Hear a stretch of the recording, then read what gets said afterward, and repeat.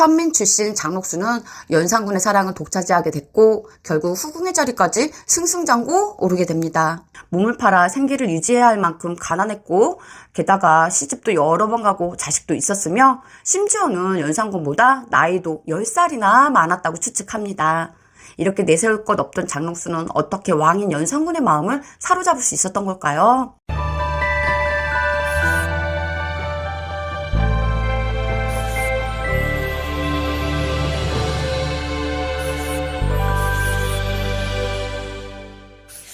안녕, 라붐 시끌리TV 작가 김상울입니다. 여러분 지난 첫 번째 영상 잘 보셨나요?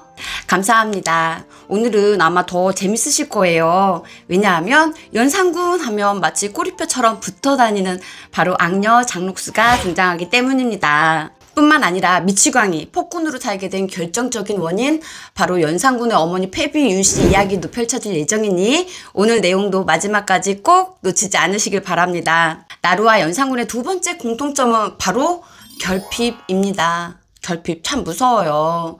왜냐하면 어떤 결핍이 있느냐에 따라 결코 만족되지 않음에도 불구하고 끊임없이 이성을 찾아다니는 바람둥이가 되기도 하고 때로는 폭군이 되기도 하니까요. 한쪽 부모의 부재로 결핍 속에서 자랐거나 엮이는 가정에서 자라 자식임에도 불구하고 가장 역할을 해야 했다거나 알코올 중독, 도박 중독, 바람 중독, 폭력적인 부모 밑에서 자랐다거나 또는 내가 누구 때문에 참고 살았는데 딸이 혹은 아들이 태어났어야 하는데 네가 태어나서 내 인생이 너 때문에 망했다. 쥐죽은 듯이 살아. 넌 밥 먹을 자격도 없어. 라며 존재 자체를 부정당하고 산 경우가 결핍된 나르가 탄생되는 대표적인 사례라고 볼 수 있습니다. 이런 불우한 가정에서 자란 경우 아이들은 쫓겨나지 않기 위해 버림받지 않기 위해 1%라도 있을지 모를 사랑을 받기 위해 부모의 욕바지, 에너지 쓰레기통 또는 폭언과 폭력을 묵묵히 참아내며 생명 없는 나무토막 역할을 자처하기도 합니다. 네, 이렇게 해서 바람둥이, 폭군, 범죄형 나루가 탄생하게 되는 거죠. 그렇다면 왕이었던 연산군의 어린 시절은 어땠을까요? 연산군은 조선 9대 왕인 성종과 패비 윤씨 사이에서 적장자로 태어났어요. 적장자란 후궁이 아닌 정실 부인이 낳은 맏아들을 말합니다. 그리고 패비 윤씨에서 패비란 왕비에서 물러난 왕비를 말하는데요. 왜 패비가 되었는지는 계속 이어집니다. 구독, 좋아요, 알림 설정, 그리고 정성 가득한 사랑의 댓글은 저에게 큰 힘이 됩니다. 감사합니다. 연산군의 어머니 패비 윤씨는 사극이나 영화 소재로도 자주 등장하는 걸 볼 수 있죠. 왜냐하면 연산군도 정상은 아니었지만 어머니 패비 윤씨 역시 만만치 않은 여인이었기 때문입니다. 그렇다면 아들까지 낳은 왕비 윤씨는 어떤 연유로 패비가 되어 사약까지 먹고 죽게 된 걸까요? 패비 윤씨의 죽음은 추후 연산군이 미치광이 폭군으로 살아가는 이야기 3부 영상에서 알아볼 사이코패스의 성향까지 끌어내는 아주 중요한 사건이니 지금부터 함께 간단히 살펴보도록 하겠습니다. 연산군의 어머니 패비 윤씨와 아버지 성종은 사이가 매우 좋지 않았다고 합니다. 성종은 어린 나이에 왕위에 올랐고 조선 역사상 가장 많은 후궁과 왕비를 거느린 왕이었어요. 왕비가 3명, 후궁은 9명이나 있을 만큼요. 하지만 처음부터 두 사이가 나빴던 것은 아니었는데요. 조선 후기 이금익이 쓴 연려실기술에 의하면 처음에 원자를 낳아 임금의 사랑이 두터워지자 교만하여 여러 후궁을 투기하고 임금에게도 공손하지 못하였다라고 패비 윤씨를 기록하고 있습니다. 윤씨는 권력 있는 집안의 딸이 아닌 것에 대한 자격지심과 성종이 밤마다 술을 마시고 주색 잡기를 좋아하고 매일 밤 후궁만 찾자 질투심은 극에 달합니다. 결국 다른 후궁들을 모함하고 음해하려는 시도도 서슴지 않고 하는 바람에 그녀의 든든한 뒷배경이 되어주었던 시할머니 정의왕후조차 결국 손을 떼게 됩니다. 그러던 어느 날 윤씨가 패비가 되는 아주 결정적인 사건이 터져버렸는데요. 그날은 윤씨의 생일날이었습니다. 당연히 남편 성종이 올 거라고 생각해 꽃단장을 하고 기다렸겠죠. 그런데 성종이 오지 않은 겁니다. 그렇지 않아도 시기와 질투가 강한데 얼마나 화가 났겠어요. 당연히 얌전히 있을 리 없겠죠. 네, 맞아요. 윤씨는 기필코 오늘은 내가 전화를 매실 것이야 라며 그 길로 성종이 있는 후궁의 방으로 쳐들어갑니다. 그렇게 난동을 부리던 중, 네, 벌어지면 안 되는 엄청난 일이 벌어졌는데요. 과연 그게 뭘까요? 바로 성종의 얼굴을 손톱으로 그어버린 겁니다. 실수였든 고의였던 이는 조선시대에 있을 수가 없는 일이었어요. 왜냐하면 성종은 지압이기 전에 한 나라의 왕이니까요. 여러분 혹시 칠거지약이라는 말을 들어보신 적 있으신가요? 칠거지약이란 조선시대 유교사상에서 나온 제도인데요. 아내를 내쫓는 7가지 이유를 말해요. 첫째, 시부모를 잘 섬기지 못하는 것. 둘째, 아들을 낳지 못하는 것. 셋째, 부정행위. 넷째, 질투. 다섯째, 간질, 나병 등의 유전병. 여섯째, 말이 많은 것.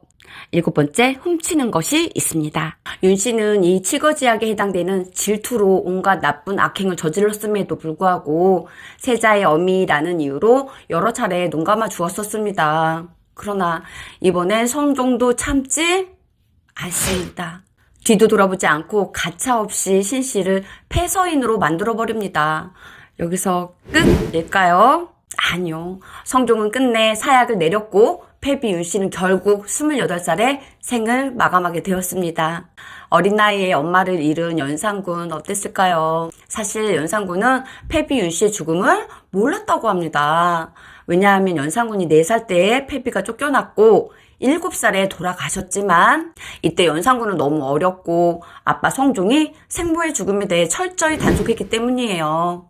하늘 같은 아버지 성종, 엄격한 할머니 인수 대비 계모 손에서 자란 연산군은 그 누구에게도 의지할 수 없었고 늘 외롭기만 했어요. 우리 주변의 나르들 역시 연산군처럼 이런 결핍된 어린 시절이 있다는 공통점이 있었습니다. 그쵸? 존재 자체로 넌 존귀하고 소중하다고 말해주는 사랑이 필요했어요. 힘들 때 찾아가 위안을 받을 수 있는 든든한 소나무 같은 존재가 절실하게 필요했을 겁니다. 이 외로움은 어느새 나 자신을 쓸모없는 사람으로 인식하게 되고 존재 자체를 수치스러워하는 수치심이라는 동굴 속으로 들어가게 됩니다. 이 수치심에 대해 내면화의 치유 전문가 존 브래드쇼는 이렇게 말합니다. 수치심은 내면의 혼란을 갖다주는 절망감, 소외감, 자기회의감, 고독감, 외로움, 편집증과 정실분열증, 강박 중독 증세, 자기분열, 뿌리 깊은 열등감, 자신에 대한 부적당함, 경계성 성격장애와 악성 나르시즘을 일으키게 한다. 그렇다면 그대로 방치하면 심한 성격장애를 일으키는 이 수치심에 빠져나오려면 어떻게 해야 할까요? 바로 가면을 쓰지 않아도 나를 있는 그대로 바라봐주는 사람, 조금 모자란 대로 만나도 부끄럽지 않고 안전하고 편안한 사람, 나를 사랑해주는 사람과 연결되는 일입니다. 저는 인생을 살면서 이런 좋은 에너지의 사람이 딱 한 사람만 곁에 있어도 인간관계에서 성공한 삶이 아닐까 하고 자주 생각하는데요. 드디어 연산군에도 그런 행운의 여신이 짠! 하고 나타나게 됩니다. 그녀의 이름 바로 장녹수. 장녹수로 말할 것 같으면 얼굴이 빼어나게 예쁜 것도 아니고 몸을 팔아 생계를 유지해야 할 만큼 가난했고 게다가 시집도 여러 번 가고 자식도 있었으며 심지어는 연산군보다 나이도 10살이나 많았다고 추측합니다. 이렇게 내세울 것 없던 장녹수는 어떻게 왕인 연산군의 마음을 사로잡을 수 있었던 걸까요? 네, 연산군의 내면 깊이 자리 잡고 있던 결핍을 공략한 겁니다.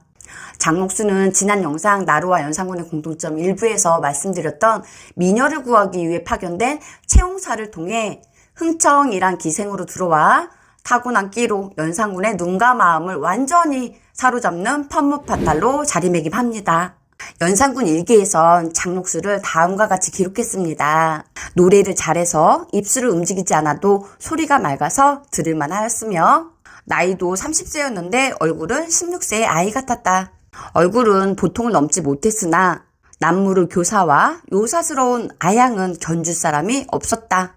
왕을 조종하기를 마치 어린아이같이 하였고 왕에게 욕하기를 마치 노예처럼 하였다. 한 인간으로 태어나 엄마의 보살핌과 따뜻한 정을 받아본 적 없는 연산군은 결핍, 고뇌, 번민을 하며 자신의 분노를 표출할 수 있는 유일한 방법은 어쩜 방탕한 생활뿐이었을지도 모르겠습니다. 네, 우리 주변의 나르들처럼요. 그런데요, 여러분, 결핍이 꼭 나쁘기만 한 걸까요? 저는 그렇게 생각하지 않아요. 왜냐하면 성장한 혹은 성공한 대다수의 사람들은 자신의 결핍을 알아차리고 그것을 딛고 일어나 성공의 발판으로 삼은 사례는 성공자들의 공통점이기도 하니까요. 가깝게는 제 경우만 보아도 사람들에게 쉽게 상처를 받는 결핍을 딛고 일어나서 제게 도움이 되었던 음악 치유로 라이브 카페를 운영하면서 사람들의 마음을 공감해주고 치유해주고 힐링해주는 일을 돕기도 하고 또 책을 통해서 내면화의 치유와 동기부여의 자극을 드리고 있으니까요. 이렇게 결핍은 결코 약점이 아니라 성장과 기회가 될 수도 있다는 것입니다. 다시 연산군과 장록수 이야기 계속 해볼게요. 그렇게 외롭던 어느 순간 연산군이 행운이었는지 장록수가 복을 받은 건지 모르겠지만 그런 외로운 연산군에게 장록수는 짠 하고 나타나 가려운 부분을 긁어주고 결핍을 채워줍니다. 때로는 따뜻한 모성애로 때로는 요사스러운 아양으로요. 이렇게 남다른 끼로 천민 출신 장록수는 연산군의 사랑을 독차지하게 됐고 결국 후궁의 자리까지 승승장구 오르게 됩니다. 후궁이 된 장록수는 왕이라는 든든한 백을 등에 업고 연산군의 삐뚤어진 욕망과 음탕함을 채워주면서 그 대가로 자신의 욕망도 거침없이 채워갑니다. 어떻게? 재산을 늘리고 자기 세력을 만들고 정치까지 좌지우지하게 되는데요. 장록수의 위치가 어느 정도냐? 어떤 이는 장록수의 치마를 밟았다고 목이 잘려 나가기도 하고 영문도 모른 채 이유도 없이 궁녀들이 사지가 찢겨 죽어나가기도 하고 장록수가 어떻다더라, 궁궐에서 어떤 일이 벌어진다더라 라는 말을 하지 못하게 합니다. 신하들이 눈과 입을 막은 연산군의 특별 조치, 네, 신원패를 목에 걸고 다니게 합니다. 신원패에는 이런 글귀가 써 있었어요. 입은 화의 문이요, 혀는 목을 베는 칼이다. 풀이하자면 입을 다물고 혀를 깊숙이 감추면 어느 곳에 있든지 편안하리라 라는 뜻입니다. 모든 상과 벌이 그녀의 입에서 나올 정도였다 하니 장록수의 파워를 예측할 수 있습니다. 라붐 시클릿TV 이런 사람과 절대 결혼하지 마세요 라는 영상을 통해 지금 만나는 짝꿍의 미래의 모습, 남편이나 아이 아빠가 된 모습이 궁금하다면 그 사람의 아버지를 봐라 라고 말씀을 드린 적이 있었죠. 그 이유는 아이 시절 그 아이에겐 양육자가 곧 우주이고 특히 남자의 경우 아버지가 삶의 기준값이 되기 때문입니다. 연산군 역시 예외일 순? 네, 없었습니다. 왜냐하면 연산군의 아버지 성종 역시 여색을 엄청나게 밝힌 왕으로 유명했던 임금이니까요. 게다가 어머니 패비 유씨는 오늘날로 치면 양극성 성격장애, 즉 조울증을 겪고 있었던 것으로 보아 연산군이 폭군이 되고 여색을 밝히고 충동조절 장애가 있었던 게 결국 유전과 어린 시절 결핍에 의한 것임을 유추해 볼 수 있었습니다. 결핍이 이토록 무서운 결과를 초래할 수 있음을 가장 확실하게 보여주는 예가 바로 연산군의 일대기가 아닐까 싶었습니다. 여러분, 나루와 연산군 공통점 1, 2부를 보시면서 뭔가 아쉬운 점이 들지 않으셨어요? 네, 연산군 하면 빠질 수 없는 상징과 같은 폭군의 모습이 빠져 있었어요. 그래서 나루와 연산군 시리즈 마지막 편인 3부가 기다리고 있습니다. 오늘까진 그래도 어느 정도는 인간적인 연산군의 모습을 봐줄 수 있었습니다. 왜냐하면 주변에서 끊임없이 여러분들을 괴롭혀대는 나르의 모습과 꽤나 많이 일치했기 때문이죠. 그런데 3편은 지금까지 보아온 나루와 연산군의 모습이 아닌 사이코패스나 범죄형 나르의 모습을 보시게 될 거예요. 제가 범죄형 나르 정말 무섭다고 말씀드린 이유를 다음 영상을 통해 분명히 아실 수 있을 거라고 생각합니다. 우리 주변에 절대 나타나면 안 되는 그런 사람이 게다가 높은 위치, 갑의 위치에 서면 어떤 잔인한 일들이 벌어지는지 다음 영상도 미리 구독 버튼 누르셔서 영상이 업로드되는 대로 바로 만나보시길 추천드립니다. 여러분 사랑합니다. 영상 너무 집중해서 보시느라 좋아요 누르는 걸 깜빡하셨다면 지금도 늦지 않았으니 좋아요 한번 꾹 눌러주시고요. 그리고 좋은 영상, 따끈따끈한 영상 가장 빠르게 만나는 방법 모두 아시죠? 구독, 알림 설정 미리 해두시면 영상이 업로드 되는 대로 바로 만나보실 수 있습니다. 오늘 영상 보시고 함께 나누고 싶은 분이 계시다면 딱 3분께 공유도 한번 해보세요. 좋은 지식과 정보가 높은 진동 바이러스가 되어 우리 모두 몸과 마음 건강해지는 삶 되실 거라 믿습니다. 오늘도 여러분들의 귀한 시간 허락하셔서 영상 끝까지 봐주셔서 너무너무 감사합니다. 오늘은 우리가 사랑하고 감사하며 살기 딱 좋은 날입니다. 많이 많이 사랑하고 많이 많이 감사하며 살기로 해요. 여러분 사랑합니다. 감사합니다. 평화로운 하루 되세요. 안녕. 안녕하세요. 저는 하루 1시간 음악의 힘, 하루 10분 내면 아이 치유하기 2권의 책을 쓴 내면 아이 치유 작가 김상월입니다. 그리고 현재 인천 연수구 연수동에서 8년차 라붐 라이브를 운영 중입니다. 라붐 라이브는 상처받은 사람들의 이야기를 공유하고 음악으로 치유해주는 치유 공간이자 힐링 공간이에요. 저 역시도 몸도 마음도 너무 아파 삶의 끈을 놓아버릴까 진흙밭에서 허우적거리던 때가 있었어요.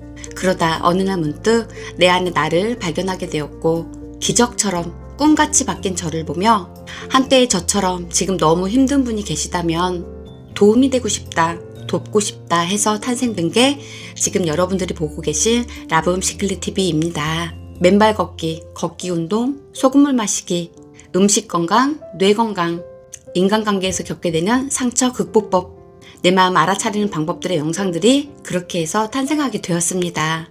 책을 읽고 싶지만 몸이 안 좋아서 시간이 없어서 못 읽으시는 분들을 위해 책 덕후인 제가 읽은 책의 지식과 고급 정보와 저의 경험을 바탕으로 몸마음 챙김, 동기부여 팍팍 드릴 테니까요. 앞으로도 라붐 시클릿 TV 많은 관심과 사랑 부탁드립니다.